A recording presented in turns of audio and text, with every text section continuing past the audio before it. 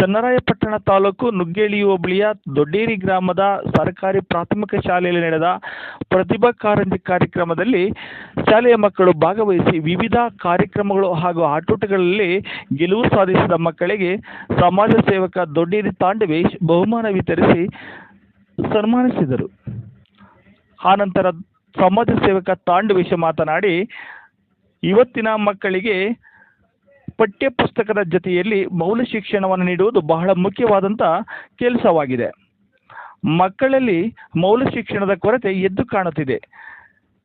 ಹಿರಿಯರನ್ನು ಗೌರವಿಸುವುದು ಹಾಗೂ ಓದುವಿನ ಬಗ್ಗೆ ಪುಸ್ತಕಗಳನ್ನು ಹೆಚ್ಚು ಓದುವ ಹವ್ಯಾಸಗಳನ್ನು ರೂಢಿಸುವುದು ಬಹಳ ಮುಖ್ಯವಾದಂಥ ಕಲಿಕೆಯ ಒಂದು ಹಂತವಾಗಿದೆ. ಮಕ್ಕಳನ್ನು ಪೋಷಕರು ಮೊಬೈಲಿನಿಂದ ದೂರವಿಟ್ಟು ಪುಸ್ತಕದ ಕಡೆ ಗಮನ ಹರಿಸುವಂತೆ ಪೋಷಕರು ನಡೆದುಕೊಳ್ಳಬೇಕು. ಮಕ್ಕಳನ್ನು ಸಾಂಸ್ಕೃತಿಕ ಕಾರ್ಯಕ್ರಮ ಹಾಗೂ ಜಾನಪದ ಕಲೆ ಹಾಗೂ ದೇಶೀಯ ಕಲೆಗಳತ್ತ ಗಮನ ಸೆಳೆಯುವ ಕೆಲಸ ಮಾಡಬೇಕಾದಂಥ ಮುಖ್ಯವಾದ ಕೆಲಸವಾಗಿದೆ ಎಂದು ತಿಳಿಸಿದರು.